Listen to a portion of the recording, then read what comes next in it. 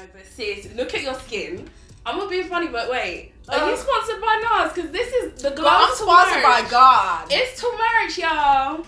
No, but guys, today I have an amazing guest in the building. You might recognize her already, but I'm going to give her an intro because she deserved it, okay? So we've got Chidera Ejiru, and not only do we have Chidera, but we have an author, an activist, a model, an all-round entrepreneur.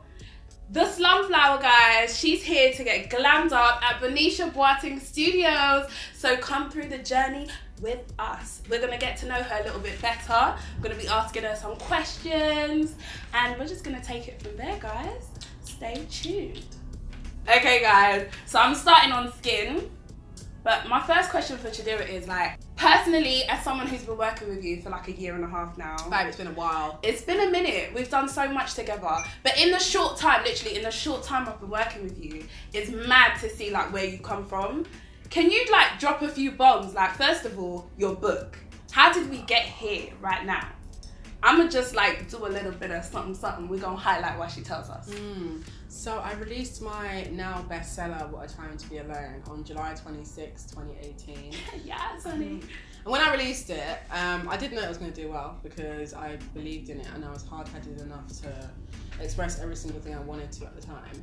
But it's been so exciting seeing people's responses to it, seeing people form connections and seeing people really be able to help themselves through the book. And I think that's the most important thing about being someone who is a creative. It's about allowing your own expression to ease someone else into expressing their self. So it's really, really wonderful to be able to tap into your power, and I believe that every single person can do that. You don't necessarily have to have, studied English. I never studied English, language, literature, none of that. The most studying I did of English was up to secondary school.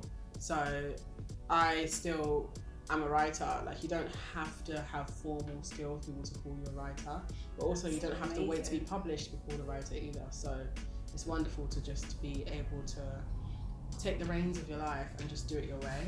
I feel like you said so much there, but the one thing that really like stands out for me is the fact that you said you believed in what you were doing before you even put it out. So I feel like that's like a big thing that I think has helped me as well. Like, it's like literally putting something out and kind of not knowing what's going to happen, but believing in my heart that it's going to be amazing. Absolutely. So, absolutely. You have lit. to trust. Yeah, you have to. Thank you. You lit, sis. You have to trust yourself enough to do it your way. I promise you. You just have to. And the same with Bernicia's done everything her way, and it's worked for her. Like, if you do it someone else's way, you might get their results, but you're not going to get their life. And that's something that you have to really decide on, how much you're trying to risk. How much time are you trying to waste, like, living someone else's life? No, 100%.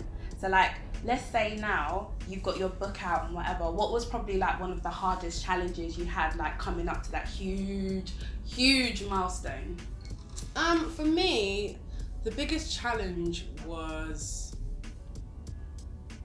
feeling like, are people gonna receive my message in the way it was intended? Because the book is very easy to read, so I intentionally designed it in a way where it's colourful and it's got loads of wonderfully made pieces of art on different pages, which is all done by me. And the reason why is because I wanted to make reading more accessible for people, because there are people that have different reading abilities. Some people have dyslexia where they can't really focus a lot.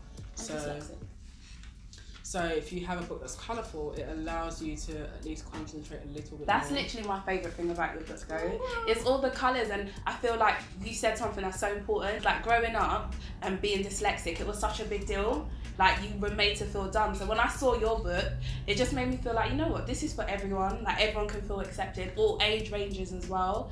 It's amazing, honestly. Oh, thank you. Yeah, it's an important conversation to have about, dyslexia and different learning abilities, because the world tends to apply only one framework to everyone. I just don't think it's realistic to expect everybody to learn in the same way. Like, some people learn by being more practical and physically involved in tasks, and other people learn from just listening to instruction. No, absolutely. I think for me, I feel like there's so many layers to your character, who you are, what you bring to the table, and why people do find you so controversial and interesting more than anything else. Like, your following has grown so much in such a short period of time, but I definitely think it's because of what you bring to the table. But with saying that, I am the table. You are the whole table, honey. But in saying that, I would say, like, there's so many other things as well, like the fact that you are a feminist and you do believe in equal rights for women or whatever. How did you get to that point? Because you're only like, you're in your early 20s. She's 24, honey. She's a snatch baby girl. So like, how did you at such a young age think, you know what, I'm here for the women? Like, what have you been through? What are some of your experiences? For me, I just decided I was just bored of like pandering to a world that prioritizes men. I just thought it's really mundane and dull. And I think every woman has a story to tell about being mistreated by men. If you live in an environment that men occupy and have more power, it's very likely that you've got a story about that. And so for me, I just got I was just so over it. I was just over this whole idea of living for the male gaze, living for what if he doesn't like me, what if he does like me. It's like, I just can't begin to stress. So did it start on a personal level then?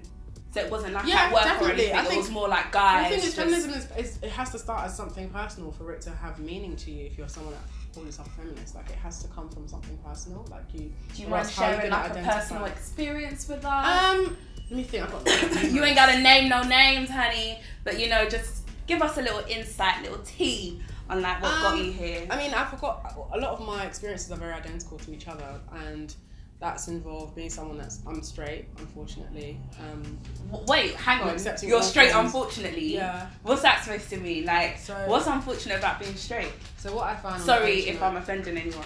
I'm not sorry. What I feel unfortunate, why I think it's unfortunate to be straight is because, I mean, as a woman anyway, why I think it's unfortunate for a woman to be straight is because it means that you're literally attracted to your oppressor. You're attracted to the person that will drain you of every single warmth and vibrance you have in your life, and they drain you through, you know, for some people it's emotional labor, for other people it's financial draining, some people they just end up in situations where they're just jumping through hoops. For this person who has skid marks on their boxers, I'm done. Yeah, same. She said they've got skid marks. Like, listen, guys, cut the tape. She said they've got skid marks on their boxers. They do though. Shadira, just continue. These are people that be tweeting things like, and this is why I find it hilarious. Because okay, like, can I ask you a question? I know the world want to know. Do you hate men? I think the problem with that question is like, it doesn't actually address what needs to be addressed. It's like saying, do you hate white people? And it's like, well, if you ask a black person if they hate white people, it's not. If you ask a black person if they hate white people, first of all, let's examine where that question comes from. You're asking a black person, are you disappointed by the way that white people have treated you enough for you to hold this thing towards them? No, but sis, I feel like, for me, that's a bigger topic. No, but it's all about power dynamics, and it's about understanding who holds more power in each scenario. So for me, I can liken it to white people and black people in the same way I can liken the dynamic between men and women. So asking me if I hate men, the question isn't nuanced enough. It doesn't allow me any other room to actually express what I want to express, because it's used. If I say yes and it's like, oh, you hate men, because people are scared of the word hate. It just feels like a very useless question, because it's like, so you're going to negate my entire experience. Not just, this is not aimed at you, but I get this question a lot. You're going to negate my entire experience just to whittle it down to, but do you hate men? And it's like, bro, ask me a different question. Ask me, why do you hold resentment towards men? Like, where does it come from? And I just want to say this live on camera that I absolutely get excited by the idea of men being rattled by me, because it only reveals your toxic masculinity. It reveals how weak you truly are. It's a bad thing. Scared of a No, woman. I literally wish I had this level of confidence. Your soul. I'm can learning see through the souls of men. I'm telling you. Listen, I can't see through the soul of nothing. I can see. I can't see the soul of a bumblebee. I can see when you're rattled. I can see when you feel uncomfortable. I can see when you want to give me a weak little comeback, and I'll shut it down because I don't have time to argue. I don't argue with them for free. See, Chi, yeah. Let me ask you a question, because my thing is, I feel like I'm speaking for the people, right? Like, we've obviously put it out there that we're interviewing our girl, Slumflower. And we've done a bit of research, and we've also had people come through and ask us questions that they'd like me to ask you. Okay. So this whole like, do you hate men thing, this is what the people want to know. I know. From like knowing you, working with you for the amount of time I've been working with you, I don't feel like you do hate men. I don't feel like you do hate men, but I feel like you've got strong, like for me, for instance, I feel like I can have a feeling towards something, but I won't necessarily act on it. I get what you're trying to say. Whereas I feel like with you, it's no BS. Like, I'm just passionate. I'm passionate about women living their lives beyond what patriarchy expects them to do. That's what I'm passionate about. So if people feel threatened By the way, that, guys, I'm setting her highlight just so y'all know what's going on. Yeah, go on. Beat in progress. If people are threatened by that, I can't help you. Go to your mum and cry to your mum. I can't help you. But what I can help you with is if you're watching this and you're ready to take the control of your life and you want to live for yourself and you don't want to center men in your world anymore, I am more than happy to. We're about to bake. We've been a bake. We are baking today with Mrs. Laura Mercier, translucent setting powder. We're keeping it elite. I'm a bake her while she lands on this point because her points are just so landable. So confident. What I was gonna say is that, you know, if you are watching this and you feel like you want to take control of your life, you feel like, oh, do you know what? I'm so bored of men. I'm just so bored of centering men. I just feel like they don't do enough for me. Let me initiate you into a world where you can live for yourself and you don't actually have to meet the standards of anybody but yourself, and any men that come into your life have got to offer some offerings. They've got to do more for you. I completely agree with that. I feel like I don't welcome any kind of rescues. And that's one thing that's a fact. I feel like with what I know about you, you ain't taking nothing. Like, there's got to be a game. And I feel like as women, that's something that we don't look for enough in guys. We're not socialised to. Yeah, because some women are just like, and I probably am a victim of that. Not victim, but you know what I'm trying to say. I know what you're trying to say. But like, I'm happy just to have someone there that I know is down for me. But I feel like with you, it's like, for me, it's more how can you help me? Yeah, I mean, someone being down for you is the bare minimum. And again, patriarchy has tricked us all into believing that if a man just absolutely listens to you and doesn't hit you, then he's an absolute king. That's the bare minimum. For me, I'm gonna need more from you. If you ladies, have you heard? That's the bare minimum. Are you listening? Raise the volume. For what I'm about to say. Raise the volume. Put the subtitles on. Can you listen? Raise the volume. Raise the subtitles. That's the bare minimum. Chill down. Take a cup of tea. And the man can't just be nice to you. He can't just, you know. No, honestly, I'm gonna hurt a lot of feelings. But what I will say is that for me personally, and this is me speaking from my experience, I'm not there yet. I'm just taking these niggas on. Like, do you know what I mean? Love that. My personal standards, and again, if you feel hurt, go and take it up with your lawyer. But what I will say is, I personally don't welcome broke or unemployed men into my life. But then, don't you think there's so many men out there with great potential who they're not necessarily where they want to be? Do they not deserve a woman? But how's that my problem? I said for me personally, my standards. They can go to someone else who has no So what do you think of a woman that's with a guy that isn't necessarily on her level, isn't making the money, but does everything else that a man should do? Which is what? To love you, be nice to you. So you shouldn't also pay your rent? Be nice to me. Have you not got friends? I've got friends. My friends can be nice to me. My siblings, my cousins. I'm nice to myself.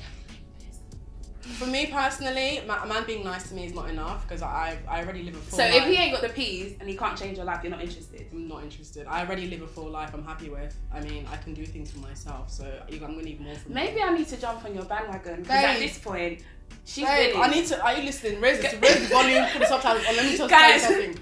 I don't want to hear it. Listen, so let's just be taking that. Don't get tricked into all this. Oh, what if he's a nice guy and he's not got any money? Okay, so that's how you end up a bitter auntie at 45 years old, bro.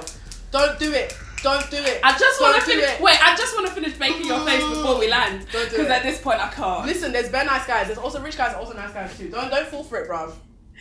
Don't fall for it. You know what these women... Just sip on your juice. Sip on your prosecco, sis. Can I ask a question that the people want to know? Who are these people? Very people. Right, boy. Ask the question. Bare questions, bare people. The people want to know, yeah. What will it take to get you? Oh, I'm glad you asked this question. I've been waiting my whole life for this. Question. Now she's got the question. She's happy with it. Yeah, I like specific questions like that. So what will it take? Let me say what it takes. So, first of all, to set the scene here, I set some context so you know why I'm asking for what I'm asking for, even though I personally believe you don't even have to be rich as a woman to demand what you want because you already offer so much value as you are. But what I will say is, for me, I need someone that has got, I'll say minimum 6 figures starting. And why I say that is because I personally believe that I'm here for a good time, not a long time. And I also believe But what does that mean? It means that life is very fragile. And if you say you're here for a good time and not a long time, Why should someone invest in you if you're just here for the here and now? Because you're I'm asking for a lot for someone that's like, Not really. listen, I'm here for the here and now. Not really. If the person's got a lot, then I'm not asking for a lot from them, personally, in my opinion. But what I mean by being here for a good time. Because what's a lot to somebody who has little? That's why I don't go for people that have little, because what I'm asking for. Okay, let me give you this example, right? Okay, someone's put out a job offer, and they've said there are requirements for your CV. You need to maybe have 3 years experience, be proficient in 2 programs, and have at least 1 year within the past year. You need to have worked at this place. Why would someone come to the interview with 1 year's experience? You have not got any proficiency in any of the programs that are specified, and you've got no actual recent experience. Why would I take you on for the job because I like your personality? I'm not doing that. I stick to what I said I wanted, which is the person who's got 3 years experience, they're proficient in the programs I listed, and they have at least 1 year, and within 1 year they've recently worked at somewhere that I want to employ them for. You need to be specific with what you want. If I say that I want someone that can add value to my already full and amazing life, then I'm going to go for that. I'm not going to settle for someone who gives me vibes and energy, because unfortunately vibes and energy will not pay my gas bill. Standard. And if you're going to be in my life, I'm going to need more from you. I love everything you said. Do I agree with everything you said? Not 100%, but what I will say is I do feel like this mindset that you have, this approach that you have on life and what you want and your expectations has definitely gotten you to this point that you are now. So I feel like if you're a young girl and you're watching this right now, it's this type of mindset that kind of sets you apart from the rest, because you know exactly what it is that you want. I can hand on heart say I'm successful because I'm focused on myself. Like, anybody that I'm welcoming into my life at this point onwards has got to do the specified, what I already said earlier. And if you can't do that, then it doesn't make you a bad person. It just means go for someone else who has lower standards. Point solved. Like, I don't have to become a rescue shelter for men who don't know how to behave, or for men who don't have money. If you don't have money, find someone who also doesn't have money, and you can both be broke together. And if you want a broke romance, have a broke romance. But for me, I'm 24 and I've done the whole broke romance thing, and I saw that it's not for me. I would prefer. Can you give us like a little story, a little rundown of like a broke romance? Oh, girl, the kind of things like, girl, the levels of musty. I mean, when you get asbestos caught in your throat and you're just dying from mold buildup. I'm actually done. Oh. I'm done. My lungs. She's dying from mold buildup. Oh, my lungs. In her throat. Oh, from all the rubbish, guys. Okay. Ooh. Sorry. Ooh, the rubbish. You didn't even finish the story. All I was gonna say was that he was musty and on JSA. And no, I don't have anything personal against people that are on job seekers allowance. I have anything personal against someone who's on job seekers allowance and is trying to come into my life. What can you do for me? Tell me what you're gonna do for me. Huh?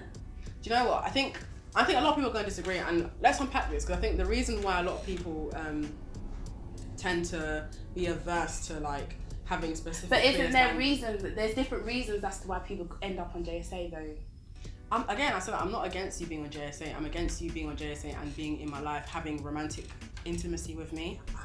You can't fly me out. What are we gonna do about that? She trying to be flued out like my girl JT, guys. No, I'm dead serious. Free like, JT. I think it's important. JT, I think it's really important for everybody to be specific about what it is they want, especially if you're a black woman. Be specific. If you want to get flued out, don't aim for people that are working in Costa. They can't fly you out. They might have to save for a while, but they can't give you the lifestyle you want. Go to Mayfair if you want to be flued out, and you'll find someone that will fly when you like out. You feel something in your heart, but you don't have the confidence. It's really simple. You don't have the chest. No, I've got the chest. She's got bare chest. I've got bare chest because. No, you know what? You just said something that we need to talk about. She just said she's got the saggy boobs for it, right? So this is the creator, the founder, the MVP, the CEO, the COO of Saggy Boobs Matters. And I'm not laughing about Saggy Boobs Matters because I ain't trying to get beaten up by Shadira. No, but I'm never gonna fight you over anything, fam. But we want to know more about Saggy Boobs Matter. How did we get here? Because I feel like Saggy Boobs Matters is kind of what got you to where you are now. Can we delve into that a little piece? So I started Saggy Boobs Matter because I evidently have saggy boobs. Brought them out for you today. Can we just say, guys? Can we just they're zoom really in great. quickly? Yeah. Like, I'm not being funny. For a girl that has saggy boobs, these boobs they're so sexy, they're so nice. Like, every time I see Shadira, she never ever has a bra on. I'm always wearing a bra, and her boobs still look better than mine. So like, next year, 2020, I'm not wearing a bra. Saggy Boobs Matters. Keep them swinging, honey. Listen, I'm a size 32E, bro. Do you think a bra? Listen, let me tell you, first of all boobs are beautiful. Like, however you're made, you're made well. You're made fine. But I decided to start Saggy Boobs Matter because I felt like in advertising, saggy boobs were just invisible. But I'd receive a lot of shame from strangers on the internet telling me that they don't like my boobs. So with Saggy Boobs Matter, the aim is to encourage women to understand that like your body isn't this object to be consumed. It's a space for you to live, and you get to decide who has access to it. You get to decide how you feel about it.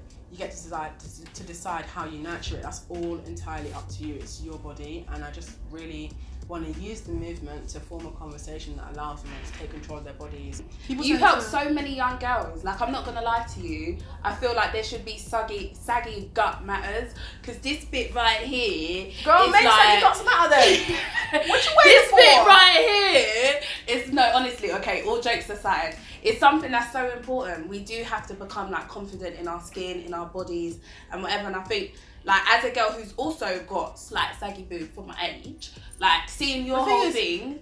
Boob posture isn't necessarily like age specific. Like, we're both really young and we're both sagging in the same way that people that are, you know, 60 years old and their boobs are still relatively perky. It's just about your position. And it's the boob size as well. Like, I'm like, what, an EF, right? I'm not gonna say the number, but like, I've got like a bigger boob shape, and it can be quite uncomfortable when I'm trying to do bad B and I'm trying to wear like my bikini, and it's just not working out for me. But now, like, I feel like Saggy Boobs Matters makes me feel like 2019. I'm effing it up in like bikinis. I'm coming for your timeline. Your literally in 2019. Literally these titties. Right. You better mute me and block me now.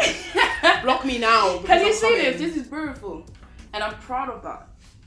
Guys, literally, I'm gonna do her eye makeup. So we're gonna just go down. We're literally about to do this eye makeup, but we're not doing it on camera because Shadira can't even talk. First of all, yeah, she don't keep her head still. So like, basically, we've just got to cut it, and then we're gonna come right back with her eyes snatched with more questions and more amazing answers from the Slumflower. I'm not gonna lie, I just looked over and I'm just taking in this beat. Courtesy of BB Studios, Bernicia Boateng in the flesh. We making this stuff happen right now. She looks amazing. She's ready. Where are you going today? I'm going for dinner with Beats by Dre. Yes, honey. She is going for dinner with Beats by Dre, honey. She ain't doing no small things, you know? So I don't leave my house for meaningless reasons. We're gonna keep completing this beat, but before you go, and before I complete this look, I just want you to tell us something fun and interesting that you did this week. Ooh, I managed to get 12 tattoos in one day. So I'm disgusted. I'm finger done. tattoos. Got one here that says goddess. Another one that says home. Wait, hang on. When did you do this? Today. Right. So all you in did one day. How are you even like moving your hands at this point? Because I'm crazy, girl. Listen, guys. I have a high tolerance. You guys for can't pain. handle this. This girl got 12 tattoos in one day. I have a high tolerance for pain because I date men. Hey! No. How are you this fabulous after 12 tattoos? I'm literally scared of everything, so I could never be getting no 12 tattoos and be like doing the most. You look so gorgeous, honestly. Thanks, babe. So this beat is complete. Of course, it's not complete until she gets her gloss, her more gloss. More gloss, please. More gloss, please. Courtesy of BB Studios. This is where it's happening. This is where we at. This is where it's at. 732 Lee Bridge Road, East London. Come and visit us. We will glow you all the way up. We'll have you shining as bright as a diamond. Shining. Slumflower, you finna F it up tonight, okay? Beats by Dre, BB Studios, we did that.